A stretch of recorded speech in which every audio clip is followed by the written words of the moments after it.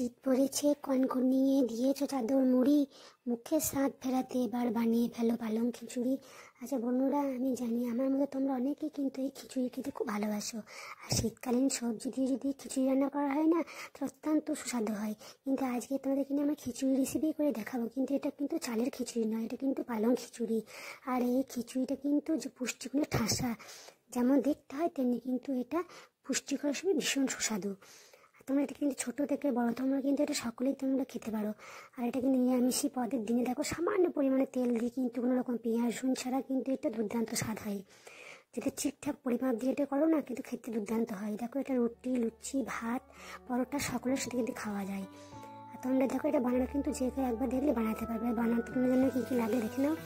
দেখো এখানে কিন্তু আজকে রেসিপিটা আমার মা কিন্তু পুরোপুরি তোমাদেরকে করে দেখাবে। আর এটা দেখো, এটা 250 গ্রাম মতো পালং শাক নেওয়া হয়েছে, 2 থেকে 3টে আলু নেওয়া হয়েছে, একটা ছোটো মতো কিন্তু টমেটো নেওয়া হয়েছে।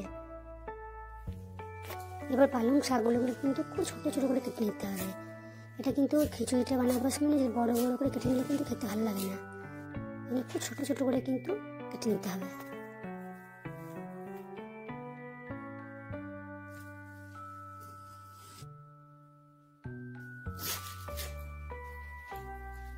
যত ছোট করে নেবে তত খেতে সুস্বাদু লাগবে।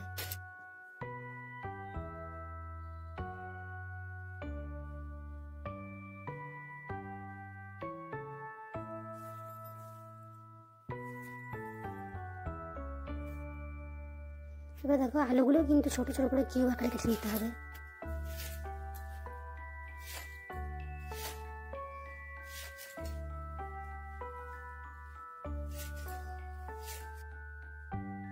দেখো সমস্ত আলু পালং শাকগুলোকে কিন্তু খুব ভালোভাবে কেটে নেওয়া হয়েছে। টমেটোটা কিন্তু পরে কেটে নিচ্ছি। এরপর দেখো পালং শাকটা কিন্তু খুব ভালোভাবে কিন্তু জলে পরিষ্কার করে ধুয়ে নিতে হবে।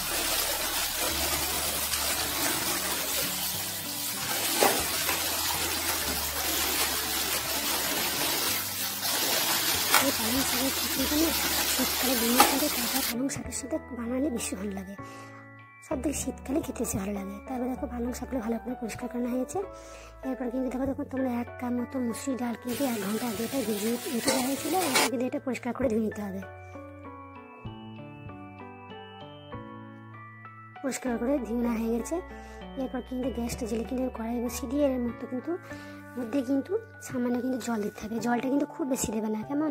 250 গ্রাম শাকে কিন্তু 1 বাটির মতো জল দেওয়া হয়েছে। তারপরে কিন্তু কেটে রাখা পালং শাক আর আলুটা কিন্তু এই জলের মধ্যে দিয়ে দেবে। বেশি জল দিলে কিন্তু খিচুড়িটা করে গ্রেভি হয় না, খেতে তত ভালো লাগে না। দেখো শাকটা আলুটা কিন্তু এর মধ্যে দিয়ে পালং শাকের মধ্যে না আবার কিন্তু তোমার মুসুরির ডালটা কিন্তু এর মধ্যে দিয়ে ভালো করে কিন্তু খুন্তির সাহায্যে এভাবে নেড়ে চেড়ে দিতে হবে।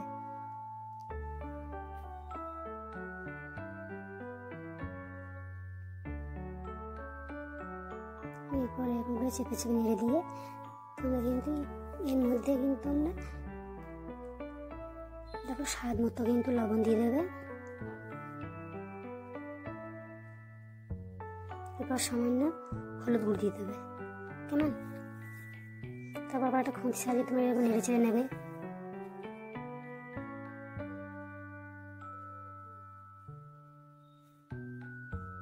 এবার একটা ঢাকনা দিয়ে তোমরা 7 থেকে 8 মিনিট পর্যন্ত কিন্তু অপেক্ষা করবে। তারপর তোমার টমেটোগুলোকে খুব ভালো করে কিন্তু এটা টুকরো টুকরো করে কেটে নিতে হবে। টমেটোগুলো কিন্তু খুব ছোটো ছোটো করে কেটে নিতে হবে। দেখো যে টমেটোগুলো কিন্তু ছোটো ছোটো করে কেটে নেওয়া হয়েছে।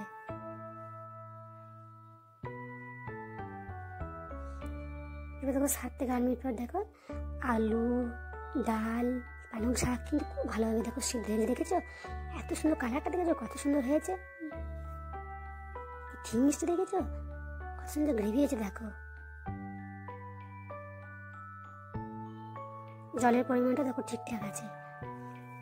গরম গরম ধোঁয়াটা ভাতের সঙ্গেই তোমরা এই পালং শাকের খিচুড়ি খাও না, অপূর্ব লাগবে। দেখো এরপর কিন্তু একটা বাটির সাহায্যে ঢেলে নিতে হবে।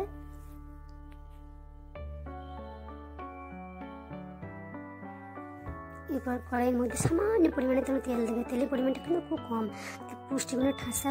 তোমরা যদি খুব বেশি তেল মারা দিয়ে খাও তো পুষ্টিগুণটা নষ্ট হয়ে যাবে। তার মধ্যে দুটো শুকনো লঙ্কা, সামান্য 5 ফোড়ন, সামান্য কাসুরি মেথি, 1 চামচ জিরে গুঁড়ো, 1 চামচ ধনে গুঁড়ো, স্বাদ মতো চিনি দেবে, আর সামান্য পরিমাণে তোমরা হিং দেবে, কেমন। তারপর এরপর মধ্যে তোমরা কিন্তু টমেটো কুচিগুলো দিয়ে দেবে।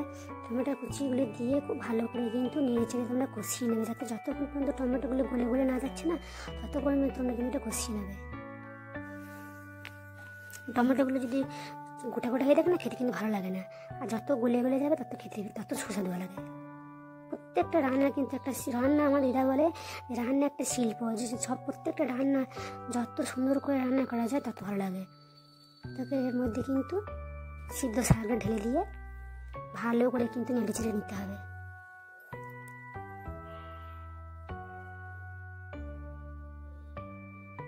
খুব সুন্দর হয়ে দেখো সিদ্ধ হয়ে গেছে, আর গন্ধটা দুর্দান্ত লাগে, এত সুন্দর গন্ধটা লাগে না বন্ধুরা। তুমি যদি না খাও না তো তোমরা স্বাদ বুঝতে পারবে না। তোমরা পালং শাকে কত রকম কিন্তু পদ রান্না করে খাও, কিন্তু এই পালং শাকের খিচুড়িটা একবার অন্তত বানিয়ে দেখো, তোমাদের প্রত্যেক দিন শীত ভোর তোমাদের কিন্তু এই পালং শাকের রেসিপিটাই খেতে ইচ্ছে করবে।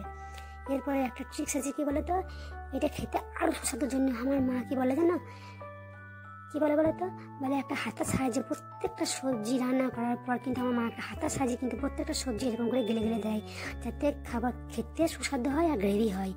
প্রত্যেকটা সবজি, শুধু এই পালং শাকের খিচুড়ি নয়, আমার মা যে কোনো পদ রান্না করে কিন্তু একটা হাতার সাহায্যে এরকম করে প্রত্যেকটা সবজি কিন্তু গেলে দেয়, আর তত সুস্বাদু হয়। আর প্রত্যেকটা সবজি যদি গোটা করে থাকে না, খেতে কিন্তু ভালো লাগে না। দেখো পালং শাকে কিন্তু খিচুড়িটা পুরোপুরি রেডি হয়ে গেছে।